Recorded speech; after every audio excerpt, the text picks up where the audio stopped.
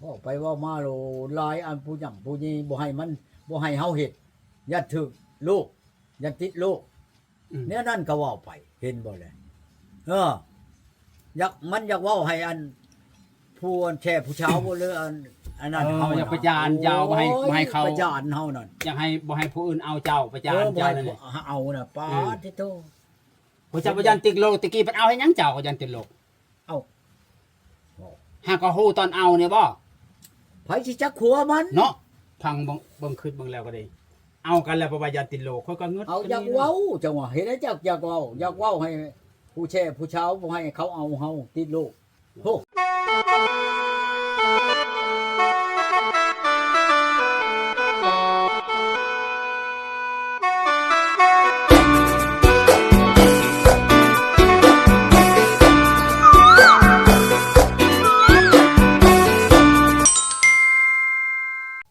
เขาอยากปลาจักเชื่อได้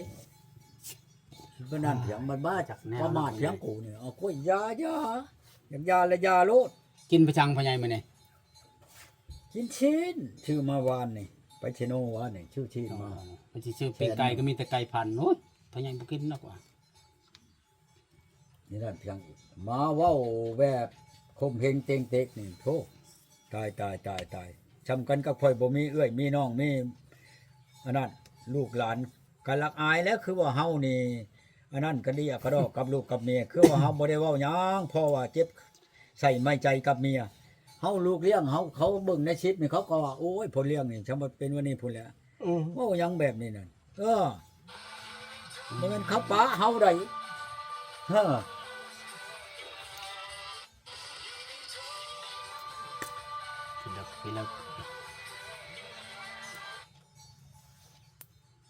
แต่ฝนตกบ่มีไผมาหาพ่อใหญ่แล้วบ่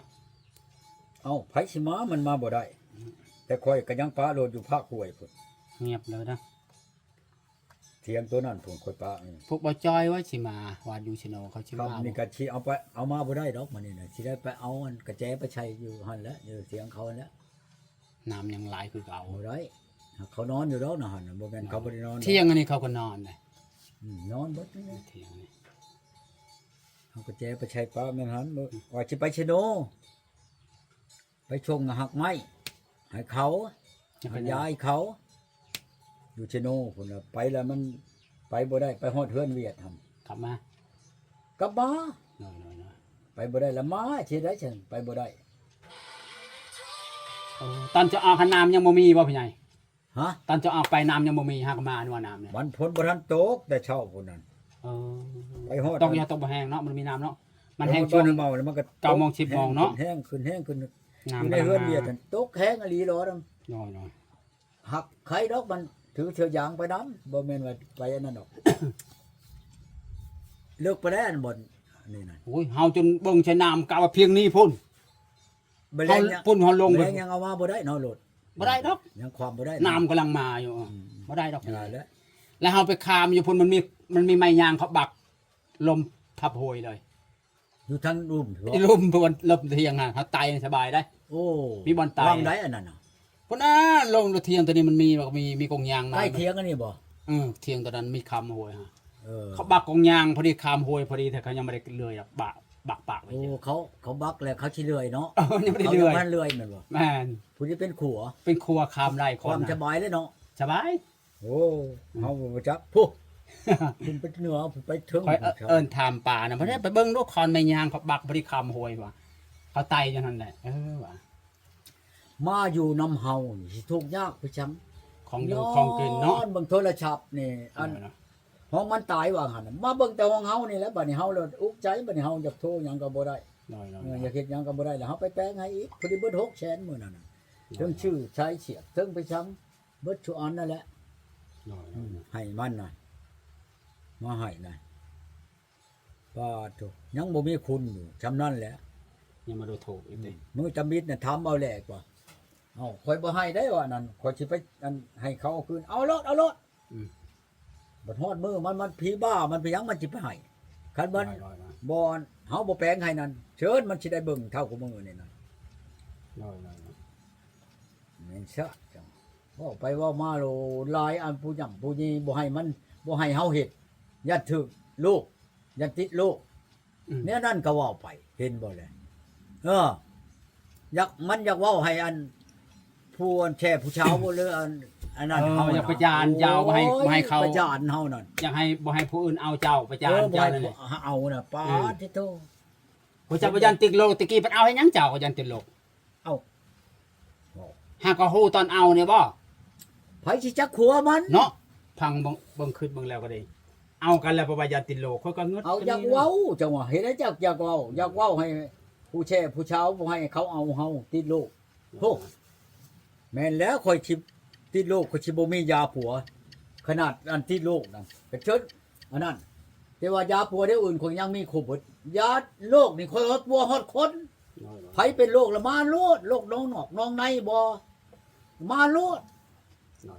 เรื่องโรคนี่บ่การกายหม้อหนึ่งดอก โดย แต่กี้อันเว้าอันนั้นเพียงอันอีชงกับผัวนี่ อ๋อ อยู่ในสวรรค์นี่ไผกินเอายาไผจังได้เช่าในอีชงนั่นกับอันพ่อ ลง ลำ เป็นลงน้องในว่าพี่ใหญ่ น้องในรู้ เป็น แล้ว ตัวผัวตัวเมียแล้วเนาะ ติดบดช่องๆเลยฟองพ่อเมียน่ะ น้อย ย่อนั่นเป็นไผปู่ไผเอาเฮาไม่ใช่ก็บ่แม่นเฮานี่เอาให้ เสาอยู่คือโทรคุมือนี่ติ ก็เชิญแม่นเฮาเองเป็นโธ่เสียมันอยู่ฮอดช่องมือเพียงในกระตูนี่น้ำบ้านห้วยเมาเมียวมันตายถูกเพียงเฮาไม่อันเช่าโลกนั่นปัจจิปาเว้าเพียงกับเฮาโอ้โหบ่มีความเว้า โดย จะพ่ออันอีนายพลเราเว้านั่นคน50ได้แล้วอ่ะจัก50 60บ่จักแล้วว่ะเว้าไป เนาะ ชุ่มชีชุ่มหานี่ มันบ่เป็นคน50คนเหลือ คนร้อยชาวพุ่นอันนี้ไหนจะว่าไผแล้วว่าจะว่าไผแล้วว่าว่าไปจักบัน ทุ ผิ ก ด เรื่องมันว่าไผนายพลนี่โอ้โห ว่าไปจักผิดจักถึกเนาะ เป็นนั่นนะคนเป็นจังซี่มันเว้านะเฮาบ่เว้าคันเว้านี่นายพลนี่กับอีนายนี่ผิดกันอีก น้อย คนจังซั่นจังซี่แล้วเฮาเห็นบ่อันขึ้นรถนํกันเมื่อแต่พี่เมื่ออันที่เมื่ออันเมื่อชงนั่นเว้าอัน น้อย เว้าใช้กันกับอันบักพวนกับเมียมันน่ะเห็นนายพลอยู่ในนั้นผัวเก่าโทรมามันว่าก็เขาสิหาเรื่องกับผัวนี่เขาสิเพื่อหาผัวเก่าให้เด็ก อ๋อ ก็ขึ้นไปหาผัวเก่านั่น บ่ เฮาถือบ่เว้าเฮานั่นเอาเมียแหละบ่เว้าพื้นผู้แช่บ่ได้เว้าพื้นผู้ชาวบ่ได้ขึ้นเมียผู้นั้นมันนี่แต่เขาโทรมาก็เอาเมียเลยเด้อ น้อย อย่าอันนี้ละป่าถูกพี่ช่างว่าเป็นว่านี่เช้ามันชาติจังว่าเว้าอีกขนาดนี้สิยอมเชียร์เงินได้สิไปโลดบัดนี้จะเอาอ้ายน้องไปโลด ไปเลยสิเปิดให้มันพังนี่นี่ ตัวเว้านั่นสิถามมันก็คักนี่จนมันตาข้างโลกอยู่นี่แม่นพยังบัดเป็นแบบนี้นะ ตอนว่าความ ทุก กัน คน เนาะไง จังชั้นจังชี้เฮ็ดบ่ได้ก็ว่าได้ น้อย เฮ็ดบ่ได้ มามึงดู อีว่าบ่ได้เฮ็ดบ่ได้น่ะมามึงดูมามึงดู มาเบ่แลนี่ก็มาโลดเจ้าจนตามึงเหลืองคุณจังซี่มึงมือน่ะเดี๋ยวมันคือว่ากระเดียกระดอกแท้มาโท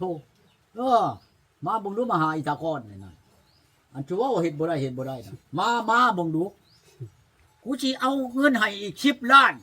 คันเฮ็ดบ่ได้นั่นใช่มึงมือนั่นโห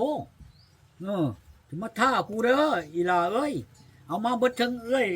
โตนั่นทั้งน้องโตนั่นเอามาเบิดถามนั่นกูสิห้ำเบิดนั่นเพราะว่ากูน่ะเฮ็ดบ่ได้คืนละเทื่อก็เทื่อนั่นแหละของโตว่ามุดลูกย้อน เฮ็ดบ่ได้บ่ เฮ็ดบ่ได้สิให้ห้ำเขาอยู่หั่นบ่ เจ็บ โอ้ยมันชาติบ่เป็นคนเว้าเอ้ยอันนี้นั่น ว่าเจ็บกับแพง หนู เมีย จักอยู่ เนาะ โตเจ็บอยู่ในหั่นบัดสิไปแย่ใช่แย่หน้าแข้งตัวพุ่นบ่เว้าชั่วคือควายเว้านี่บ่แม่นพี่ช่างเว้าแบบบ่เจียมบ่งำผู้ใดก็เรียบร้อยเฮามีลูกมีหลานมีอ้ายมีน้องได้เฮาก็ละอายได้เขาน่ะเว้าพื้นที่พื้นเชิงคันคือเว้าเฮาเว้าแต่ก่อนน่ะเฮาก็บ่ได้เว้าแนวนี้สมมุติว่าบ่าวอันแพทย์น้อยเนาะมาถามบ่ดูเมียเจ้าเมื่อแต่ละคนจังน้อยมาจังน้อยเมื่อว่าขออนุญาตนำเจ้าเราจักว่าเฮ็ดบ่เป็นเฮ็ดบ่ได้ขับเขาบ่จักเขาจังปุ๊บป้าถูกคือ1 7เถื่อ8เถื่อเฮาก็ว่าได้นี่เนาะปานนั้นยังผิดกันอันนั้นแหละผิดเจ้าผิดได้เพิ่นเว้าพื้นที่พื้ บ่ น ป เชิ ระ ง จานเนาะว่าบ่ประจานเขาเนาะ โทษลูกหลานเจ้าว่าประจานท่านหน้าว่ากับมันยิงอย่างฉันสิเขาอย่างนี้หลายคนเอ้าหมู่ถาม น้อย เฮ็ดได้ก็เว่าตามเฮาอันเฮ็ดได้หั่นแหละลางคนบัดจักว่าแม่นความเขาหรือคันแม่นความเนี่ยบ่ให้เอาพูดเอาเมียนั่นเอาเมียโตนำมา คันบ่เชื่อ มาลองมึงกับเฮานี่เพราะว่าเฮาอยากเฮ็ดเมียมัน เพราะว่าเว้าไปนั่นได้มันบ่แม่นคันว่าเอาผู้อื่นแล้วมัน ลำตัววะ มันตัว น้อย คือบ่ว่าเงินเจ้าช่องล้านเนาะไม่ค่อย ได้ ช่องล้านค่อย10ล้านเนาะเฮาปันกันผู้ละล้าน น้อย นี่นะค่อยมาบัดเขามาถามเจ้าเราเฮ็ดจักเถื่อเช่าเถื่อก็เอาเงินเขานั่นอันนี้เมียเจ้ามันตัวบ่ได้แม่นบ่เลยเอ้าเราเฮ็ดอหลีได้หั่นเด้คำว่าเราบ่ได้เฮ็ดก็ว่าเฮ็ดบ่เฮ็ดนี่เพราะว่าเฮานั่นจะเฮ็ดเมียหมู่มันบ่แม่นเอาผู้อื่นมาแล้วมันบ่เชื่อเอากระโตเมียเพราะว่าเฮาจะเฮ็ดเมียหมู่มันบ่แม่นพังคักๆไอ้น้องเอ้ยผู้มาอ่านเว้ากับเฮาน่ะเฮาว่าให้เอามารถเมียโตนั่นผู้ชายก็เอามาก็ได้ครับ ผู้ชายได้เฮามักได้คนคือผีอะประชานี่ไผสิไปเฮ็ด เป็นตาได้ติ เออ คนเขาทิมแล้วเนาะ คนเขาทิ่มเล่นสิมาให้ เป็น อ่ะ ไงครับ เจ้าเฮ็ดได้บ่ชิดเถื่อชาวเชื่อมันก็เฮ็ดบ่ได้แนวมันบ่ยาก คือการของกินบ่แซ่บ บ่ บ่ ยากบ่ใช่ คือ เนาะ กับของกินบ่แซ่บ กินบ่ได้เนาะบ่ถึกปาก กินฮอดบ่อิ่มครับ บ่แซ่บไป กิน ยา ชา เนาะ คำหนึง2คำก็ยาโลด แม่น ของ พ กินบ่ ยา แซ่บ ของกินบ่แซ่บ คัน เนาะ ของกินแซ่บนั่น กินจะเต็มท้องเนาะ เอากล้วยกินกระดานเช้า แม่น ชิว่าอำหอมไปหยังอันนี้คือกันนั่นแหละ บ่ต่างหยังของกิน บ่ต่างใดๆดอกผู้จักอยู่อันเมียเจ็บมดลูก เจ็บอันนั้นเจ็บทางใน คืออันก้นสิโยดออกนี่เว้านั่นก็ถามบักพวนกับเมียมัน ผู้มอเฮาไม่นั่นคันบ่คักแล้วเฮามีพยานอยู่เฮาจนไปเอาว่านน้ำเขามาห่มเมีย แม่น บัดยังว่าเฮานี่อันนั้นกับเมียนี่ป้าโถจนว่าเฮาไปบอกไปกินน้ำอยู่ธาตุผลไปแล้วแหละเจ้า น้อยๆ ยันตายอยู่เอ้าแม่นพี่ช่างอันน่ะหูจักอยู่บนมันสิตายนั่นเฮานำตายก็ยามันคันเฮาเว้ากับเมียนั่น น้อยๆ เฮาเพิ่นบ่ได้เว้าหยังเฮาชวนไปโลดบ่ไปได้ยันตายแน่จังว่าคือเดี๋ยวนี้แหล้วนี่ปาดเด้อชุมสี่ชุมห้ามาใช้เปิดเบิ่งชักเว้าหัวล้านมาโตน่ะบ่ได้หัวล้านหัวผมบ่ได้ปรุงเบิ่งเอาเลยแหละน้องเอ้ยผมไม่ได้อันนี้นั่นบ่ได้หัวล้านหัวผมไม่ได้ปรุง ผมบ่มีชื่อว่า ผมบ่มีชื่อเว้าก็มูลหัวล้านหัวถึกล้านอันนี้น่ะบ่ล้านอันใดอันคนบวชอยู่ในวัดน่ะมันต้องล้านทุกคน น้อย นางคนฮ้อนห้องอนโดนพี่ก็มีมันล้านไปก็สิเว้าเพียงสิบ่เว้าเพียงบักอันนั้นบักอันนี้กับเฮาน่ะปอ ๆลานหางลานมี บ่เจียมกันจังนี้ เขาว่า เฮาเราคือบ่เห็นเว้ากับ ลานมี อีนั่นอีอันนี้กับเมียในใดนั่นปะกันแล้วบ่ให้เว้ากันเด้อ น้อยเว้าจังซั่นจังซี่นั่นอย่าเพราะว่าเฮาเฮ็ดบ่ได้ ๆปัญหาว่าเรื่องผู้ชาวใหม่ตลอดเนาะ มีแต่ต่อใหม่เรื่อยๆจังซั่นจังซี่กับ ว่า เฮา ถึงความเก่า เอามึงน่ะเอาหมาดีกว่าเอาเป็นหยังบ่เอาหมา มัน หมา เป็น บ่ฉี่คู่มือนี่ มันเป็นแบบนี้มันจะขับความเก่าแล้วเนาะ เอาแล้ว ว่าของพาเว้าแล้วก็เว้าแล้ว มิ่นประมาทเฮานี่เว้าแบบคมเพลงนะนี่น่ะเอามึงเอาหมาดีกว่า พี่ลูกดี ไผเชิญมาเอาเฮานี่นั่นเป็นหยังบ่เอาหมานี่ในบ้านนั้นจะพังแก้วบ่มีบ่ฉี่หมาบ่คู่มือนี่นั่น พี่ลูก คือ ดี ว่าคั เนาะ กแท้สิแม่นนี่คือทอดค่อยหมาจังปะกันกับหมา เฮาก็หาได้ยินผู้หญิงคนนี้แล้วว่าเอาหมาเนาะ ผู้อื่น เอามึงน่ะเอาหมาดีกว่าเพิ่นว่าป้าโธ่มาประมาทอีกแล้ว สำ ยัง คัญ บ่ให้หมาไปแปลง เนาะพ่อใหญ่สำคัญกับเจ้าบ่มีคนหยังเลยเนาะ เออเว้าคือเฮาบ่มีอ้ายมีน้องมีลูกมีเต้าเฮาก็รักอายลูกเต้าเฮาได้ ดูถูกกันพี่ลูกดี เว้าก็เจียมอ้ายเจียมน้องเจียมลูกเจียมหลานอันลูกเลี้ยงลูกสิยมเฮาน่ะแม่นี่เฮาบ่แม่นควายใดเฮาสิบอกนี่คันว่าโตเก่งโตอันนั้นนั่นมีจักคนลูกเลี้ยงโตนั่นมาถามมึงรู้บ้านเฮานี่ย้ายผีย้ายช้างเป็นบ่ได้อยู่บ่คืออันอีตาก้อนนี่นั่นเฮ็ดหยังนั่นอันนี้เราเว้าความเว้าเก่งพุอยู่ดาวพุ่นอันนี้แล้วเขาว่าควายตู้มักชนคนจนมักความมันถึกแล้วคือกับอีนาย เถิกมากว่าเนาะ ถือคักถือแน่พอได้กินน้ำความมาเด้คันหมู่ให้หมู่ไปเว้านี่จักจันขี้กระไม้แม่นบ่แหละก็กินแล้วก็ได้กินแล้วหั่นอันนั้นแล้วเขาว่าคนตู้มักอันควายตู้มักชนคนจนมักความอันนี้แหละพอได้กินน้ำความ น้อยๆ ที่นั่นเพียงอีก ๆ อ่ะโก้ย บ่จักแนว คันว่าโตนั้นมีอันหยุดมีเกียรติมีอันนั้นแม่นบ่มึงไปเว้านั่นคนเด้ผู้บ้านจะฉันจ่าอยู่ในบ้านโตแม่นบ่หูตู้หูหน่อยไป